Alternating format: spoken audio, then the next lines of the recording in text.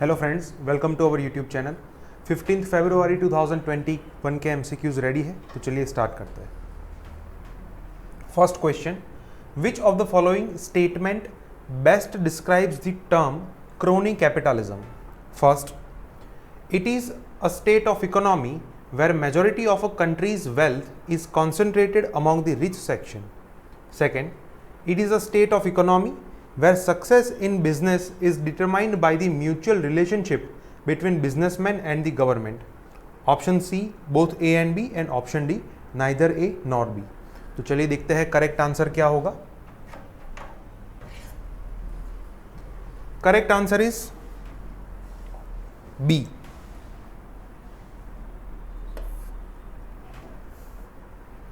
अब देखिए, crony capitalism का मतलब क्या होता है कि जिस कंट्री की इकोनॉमी के अंदर बिजनेसमैन और गवर्नमेंट के बीच में म्यूचुअल रिलेशनशिप जो है वो काफ़ी अच्छे है। अब रिलेशनशिप अच्छे है ये पॉजिटिव टर्म नहीं है, इसे नेगेटिव टर्म में लिया जाता है कि इसकी वजह से क्या होगा, जो बिजनेसमैन है वो अनड्यू एडवांटेज उठाएंगे गवर्नमेंट के साथ उनका जो एफिलिएशन है उसकी वजह से।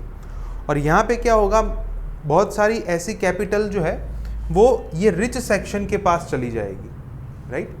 तो ये फर्स्ट स्टेटमेंट जो है वो उसका आउटकम है, वो इस पर्टिकुलर टर्म को डिस्क्राइब नहीं करता।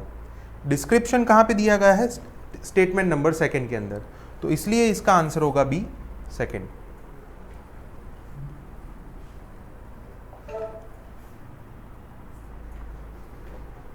अभी जब से ये बजट रिलीज हुआ है तो तब से ऑपोजिशन वाले जो है वो काफ़ी बार ये टर्म जो है वो कह चुके हैं कि this budget will lead to crony capitalism in India. तो इसलिए ये टर्म जो है वो काफ़ी न्यूज़ में रहती है, आप देख सकते हैं। Second question, which of the following statement is or are correct? First, a bill contemplating formation of new state under article 3 of the constitution can be introduced only with the prior recommendation of the president.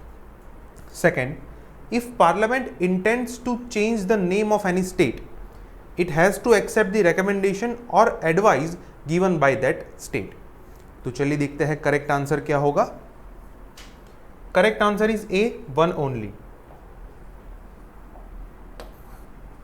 First statement जो है वो correct है, second is incorrect.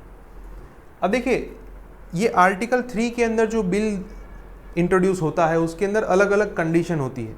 जैसे किसी state की boundaries alteration करना है, कोई नया स्टेट ऐड करना है, या फिर किसी स्टेट का नाम चेंज करना है। तो ऐसे बिल जो होते हैं वो सिर्फ प्रेसिडेंट की रिकमेंडेशन पे ही पार्लियामेंट के अंदर इंट्रोड्यूस हो सकता है। अब वहाँ पे कंडीशन ये है कि जिस स्टेट के साथ ये बिल रिलेटेड है, प्रेसिडेंट उस पर्टिकुलर स्टेट लेजिस्लेचर को ये बिल जो है वो रेफर करेंगे। अगर वो स्टेट लेजिस्लेचर इस बिल को इंट्रोड्यूस करने से मना कर देता है या फिर वो कोई एडवाइस देता है, रेकमेंड करता है, तो वो प्रेसिडेंट के ऊपर बाइंडिंग नहीं होता। मतलब कि यहाँ पे सिर्फ और सिर्फ पार्लियामेंट के पास ये अथॉरिटी है, पर्टिकुलरली कहे तो प्रेसिडेंट के पास, कि वो इस बिल के ऊपर जो एक्शन चाहे ले सकता है। यहाँ पे स्टेट की रिकमेंडेशन का कोई मीनिंग नहीं होता। So second is incorrect because यहाँ पे ये लिखा है कि इट हैज़ टू एक्सेप्ट। सो इसलिए आंसर होगा ए, वन ओनली।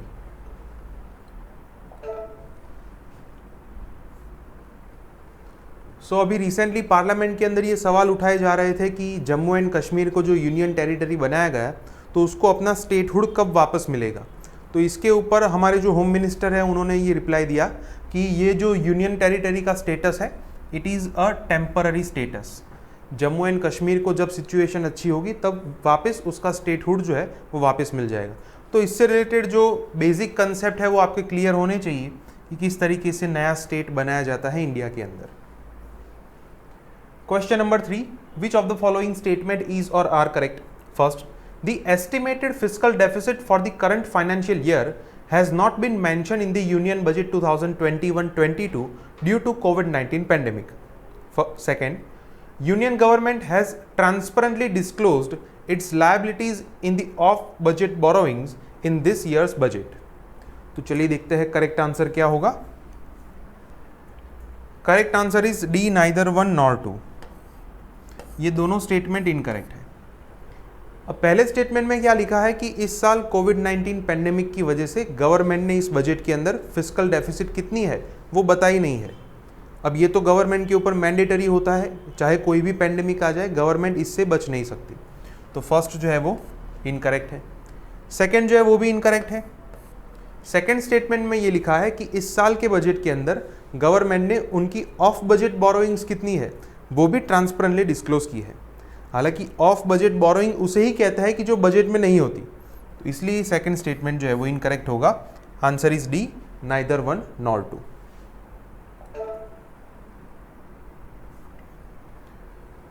कल के न्यूज़पेपर के अंदर ये जो 15th फाइनेंस कमीशन के चेयरमैन है उनके साथ एक इंटरव्यू लिया गया था, तो उनके द्वारा जो बात कही गई है इस पर्टिकुलर बजट के ऊपर वो दी गई है। तो यहाँ पे आप स्टार्टिंग में देख सकते हैं कि उन्होंने कुछ सजेशन दिए हैं कि सेंट्रल गवर्नमेंट जो है वो स्टेट पब्लिक सेक्टर एंटरप्राइज को भी डिसइन्वेस्ट करेंगे, तो वहाँ से उनको स्टेट को कंपेंसेट करना चाहिए। उसके साथ उन्होंने ये भी कहा कि बजट के अंदर क्या चीज़ मिसिंग थी जो ऐड करनी चाहिए थी। तो वहाँ पे ये बताया गया है कि फिस्कल डेफिसिट पोजीशन क्या है, ऑफ बजट बोरोइंग लायबिलिटी जो है उसको बजट के अंदर ऐड करना चाहिए, और स्ट्रेटेजिक डिसइन्वेस्टमेंट के अंदर स्टेट्स को भी ऐड करना चाहिए। तो काफ़ी अच्छा इंटरव्यू है। इसके ऊपर हम एक और क्वेश्चन देखेंगे। Fourth question, which of the following statement is or are correct? First, Vembanad lake is the longest lake of India. Second, Chilika lake is the largest lagoon of India. And third, Dal lake is the largest fresh water lake in India. तो चलिए देखते हैं correct answer क्या होगा। Correct answer is A 1 and 2। Third is incorrect. सबसे लंबा lake जो है वो वेम्बनाड लेक है and it is the largest lake of state of Kerala. It is present in the state of Kerala. Second जो है वो भी करेक्ट है कि सबसे लार्जेस्ट लगून कौन सा है? चिलिका लेक। लगून किसे कहते हैं? तो कि जो कोस्टल एरिया में प्रेजेंट होता है। जैसे मान लो कि ये कोई कोस्टल एरिया है और यहाँ पे ऐसा स्ट्रक्चर है, तो जब यहाँ पे वाटर लेवल इंक्रीज होता है कुछ पानी का हिस्सा जो है वो यहाँ पे चला जाता है, फिर जब ये इवेपोरेट होगा तो ये पानी का हिस्सा जो है वो यहीं पे रहेगा, नॉर्मल वाटर जो है वो यहाँ पे आ जाएगा। तो यहाँ पे जो लेक जनरेट होगा उसे क्या कहेंगे? लगून कहेंगे। तो सेकेंड जो है वो करेक्ट है कि सबसे लार्जेस्ट लगून कौन सा है? चिलिका लेक। सेकेंड नंबर पे आता है पुलिकट लेक। थर्ड जो है वो इनकरेक्ट है कि दाल लेक जो है वो सबसे लार्जेस्ट फ्रेश वाटर लेक नहीं है, it is the Wular lake. दोनों लेक जो है वो जम्मू एंड कश्मीर में प्रेजेंट है, तो कई बार ये कंफ्यूजन हो सकता है। So the answer is A 1 and 2। सो अभी वेम्बनाड लेक जो है वो काफ़ी न्यूज़ में है, बिकॉज वहाँ पे लेक के ऊपर ये जो इलीगल आइलैंड्स वगैरह बन रहे थे, तो उसके ऊपर सुप्रीम कोर्ट ने उसको डेमोलिश करने का जो ऑर्डर है वो अप्रूव कर दिया है। तो इस वजह से वहाँ पे ये एनवायरमेंटल कंसर्न्स जो है वो न्यूज़ में है। Fifth question, which of the following is or are not associated with the exercise of census in India? First is citizenship amendment act, second is national population register, and third is national register of citizens. And the correct answer is C 1 and 3। Second जो है वो directly census exercise से associated है। अब citizenship amendment act को census के साथ कोई लेना देना नहीं है। उसका मेन ऑब्जेक्टिव अगर आपको पता है कि जो नॉन मुस्लिम माइग्रेंट्स है जो 2014 से पहले इंडिया में आए हैं, तो ऐसी 3 कंट्रीज़ के 6 कम्युनिटी के लोगों को सिटीजनशिप दी जाएगी। तो यहाँ पे सेंसस से कोई लेना देना नहीं है। एनआरसी जो है उसका भी सेंसस से कोई लेना देना नहीं है एज ऑफ नाउ, क्योंकि उसके अंदर जो इलीगल माइग्रेंट्स है उनको आइडेंटिफाई करना उसका काम है। तो माइग्रेशन और सेंसस दोनों अलग एक्सरसाइज है, तो इसलिए ये भी इसके अंदर एसोसिएटेड नहीं होगा।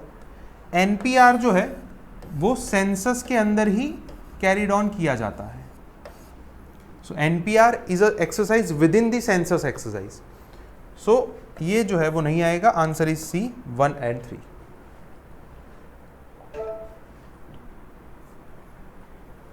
सो अभी ये तीनों न्यूज़ में रहता है। काफ़ी रिसेंटली होम मिनिस्टर जो है उन्होंने भी कहा था कि the government will very soon implement this particular citizenship amendment act, इसलिए ये न्यूज़ में है। Sixth question, which of the following statement is or are correct? about devolution scheme of 15th Finance Commission. First, it has increased the criteria for forest cover. Second, a new criteria of demographic management was introduced for the first time.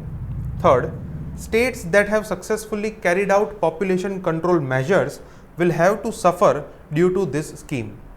तो चलिए देखते हैं correct answer क्या होगा. Correct answer is A 1 and 2. Third statement is incorrect.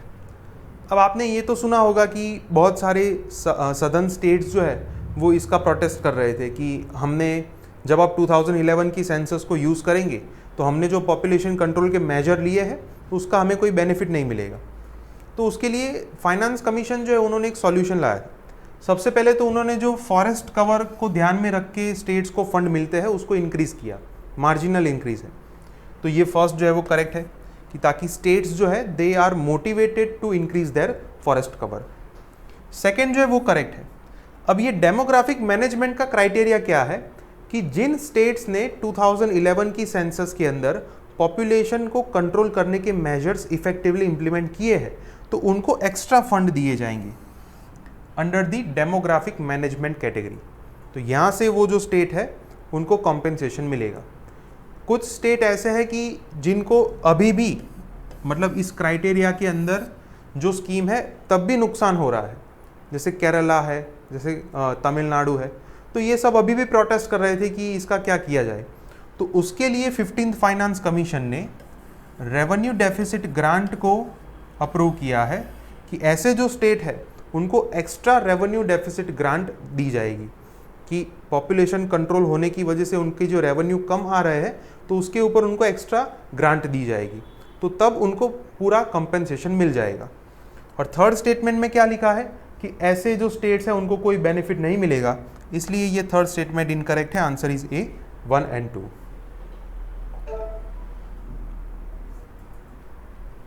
सो ये जो मैंने अभी आपको बताया कि ये डिटेल में इंटरव्यू दिया गया है कल के न्यूज़पेपर के अंदर.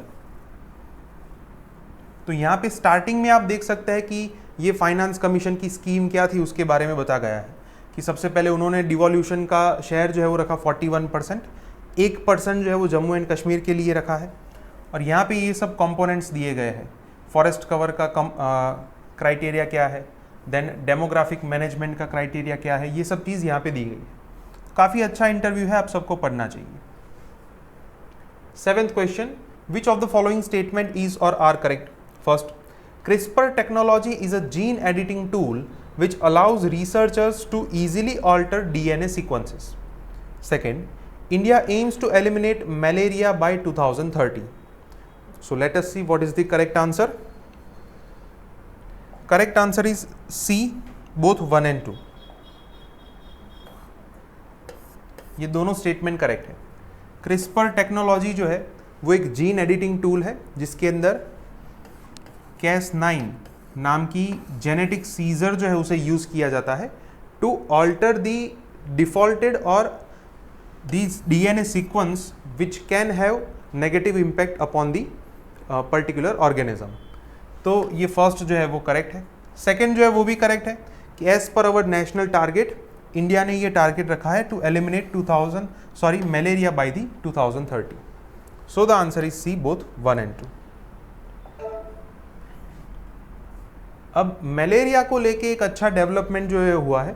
संडे के न्यूज़पेपर के अंदर साइंस एंड टेक से अच्छे न्यूज़ आते हैं.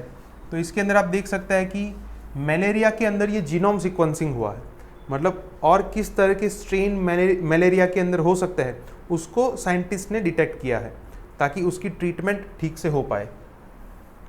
तो इस पूरे आर्टिकल के अंदर यहाँ पे आपको क्रिस्पर टेक्नोलॉजी का मेंशन मिलेगा और इसी आर्टिकल के एंड में आपको इंडिया का जो नेशनल टारगेट है उसके बारे में पता चलेगा. 8th question, which of the following statement is or are correct about IPCC special report on ocean and cryosphere. First, global mean sea level has increased over the years. Second, sea level rise has uniformly affected the globe. Third, it estimated more frequent El Nino and La Nina events. So let us see what is the correct answer. Correct answer is C 1 and 3. Second statement is incorrect. Globally ये जो सी level rise है उसका level जो है वो increase हुआ है. तो यहाँ पे डेटा मिला है एज कंपेयर टू 1907 से लेके 2015 का. तो यहाँ पे सी लेवल राइज जो है वो बढ़ गया है. अब ये जो है वो पूरे वर्ल्ड के अंदर यूनिफॉर्मली डिस्ट्रीब्यूटेड नहीं है, इसके अंदर 30% तक का वेरिएशन है,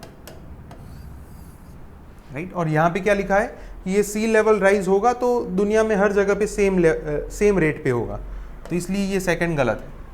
थर्ड जो है वो भी सही है कि कुछ एक्सट्रीम इवेंट्स जो है ओशन से रिलेटेड वो और भी फ्रीक्वेंट हो जाएगी, जैसे ओशन एसिडिफिकेशन है, मरीन हीट वेव्स है, और उसके साथ में ये एल नीनो एंड ला नीना.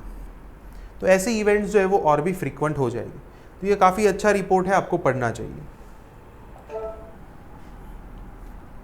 अब अभी ये रिपोर्ट जो है वो क्यों न्यूज़ में है, तो अभी उत्तराखंड के अंदर चमोली डिस्ट्रिक्ट में ये जो डिजास्टर आई है, तो ओशन एंड क्रायोस्फीयर का मतलब होता है कि जहाँ पे सब जीरो टेम्परेचर है, जीरो से नीचे टेम्परेचर. तो ऐसी सब जगह पे क्लाइमेट चेंज की क्या इम्पैक्ट होगी उसके ऊपर आईपीसीसी ने लास्ट टू लास्ट ईयर एक रिपोर्ट दिया था, जिस रिपोर्ट को यहाँ पे काफ़ी बार मेंशन किया जाता है आईपीसीसी रिपोर्ट. तो ये आईपीसीसी के जो 3 स्पेशल एडिशन के रिपोर्ट थे उनमें से एक है. तो इसके अंदर जो प्रिडिक्ट किया गया था एक्चुअली में वो हिमालय के अंदर हो रहा है, इसलिए ये पर्टिकुलर रिपोर्ट इंपॉर्टेंट है. 9th question. अब जो 2 क्वेश्चन है वो आज के न्यूज़पेपर से है. First, which of the following statement is or are correct about Arjun mark 1A tank? First, it is developed indigenously, and second, it has a computer controlled integrated fire control system with stabilized sighting that works in all lighting conditions. And the correct answer is C, both 1 and 2. ये दोनों statement correct है. पहला statement जो है वो correct है कि ये अर्जुन टैंक प्रोग्राम जो है वो DRDO के यूनिट के द्वारा चलाया जाता है, so it is developed indigenously. Second जो है वो भी करेक्ट है कि इसके अंदर एक कंट्रोल्ड फायर मैकेनिज्म है जो कम लाइट के अंदर, मतलब नाइट टाइम में भी टारगेट को डिस्ट्रॉय कर सकता है. So the answer is C, both 1 and 2. So recently ये टैंक जो है वो हमारे प्राइम मिनिस्टर के द्वारा आर्मी के अंदर इंडक्ट की गई, इसलिए ये न्यूज़ में है. तो इसके फीचर्स यहाँ पे कुछ थोड़े बहुत फीचर्स दिए गए हैं. 10th question. Which of the following is the final authority to decide on a case of interstate disputes?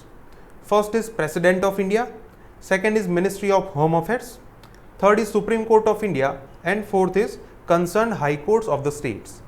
And the correct answer is C, Supreme Court of India. Because Supreme Court के पास ही ये original jurisdiction है और ये interstate dispute जो है वो original jurisdiction में आते हैं, इसलिए इसका आंसर क्या होगा? Supreme court of India, right. So अभी ये आंध्र प्रदेश एंड ओडिशा के बीच में जो डिस्प्यूट चल रहा है, इस वजह से ये टॉपिक न्यूज़ में है. ओके फ्रेंड्स, तो आज के 10 MCQs यहाँ पे कंप्लीट होते हैं. अगर आपको कोई डाउट है तो आप कमेंट सेक्शन में लिख सकते हैं. हमारे वीडियोज़ आपको पसंद आए तो वीडियोज़ को लाइक कीजिए और चैनल को सब्सक्राइब कीजिए. Thank you.